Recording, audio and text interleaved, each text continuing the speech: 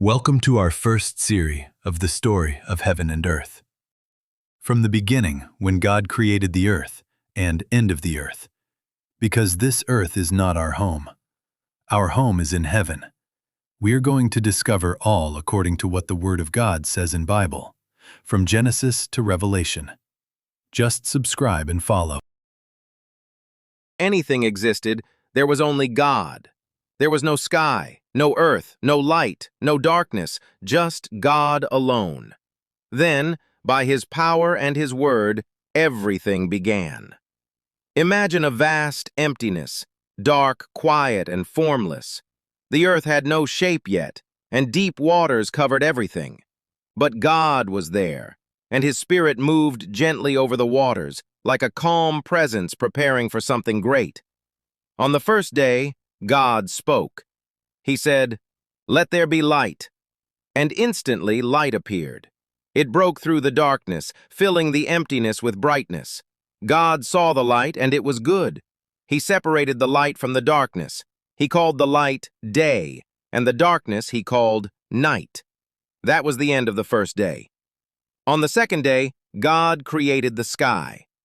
Picture the waters being divided, some rising above and some staying below. Between them, God placed a wide open space.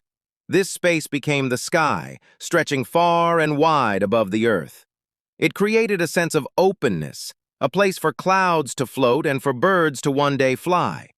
That was the second day. On the third day, God began to shape the earth itself. He gathered the waters together so that dry land could appear. The dry land He called earth, and the gathered waters He called seas. Then God spoke again, and the land began to grow things. Grass spread across the ground, plants sprouted, and trees rose tall, bearing fruit and seeds. The earth, once empty, now became full of life and color. God saw that it was good. That was the third day.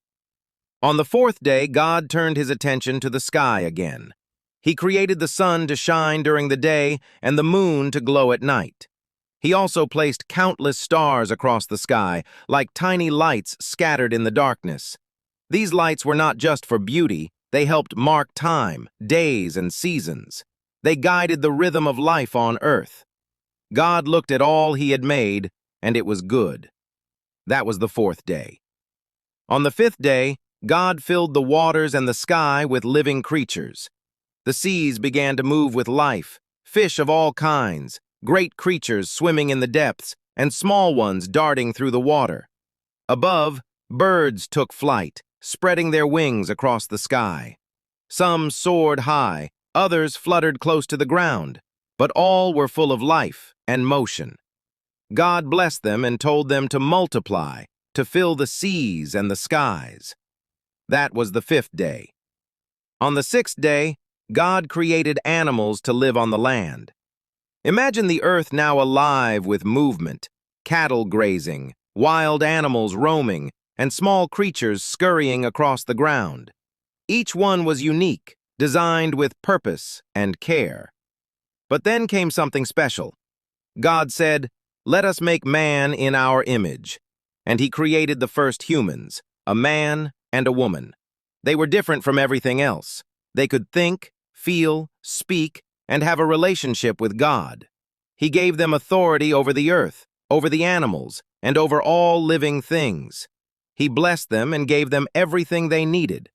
God looked at everything He had made, the light, the sky, the land, the seas, the plants, the animals, and humans. It was no longer empty or dark.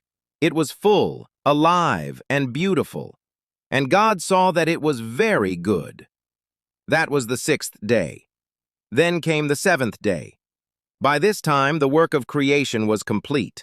The heavens and the earth were fully formed, filled with life and order. On the seventh day, God rested, not because He was tired, but because His work was finished. He set this day apart as holy, a day of rest and reflection. Imagine the world at that moment, peaceful, perfect, untouched by pain or struggle. The sky stretched wide and clear, the waters were calm, the land was rich with life, and everything existed in harmony. It was a world exactly as God intended.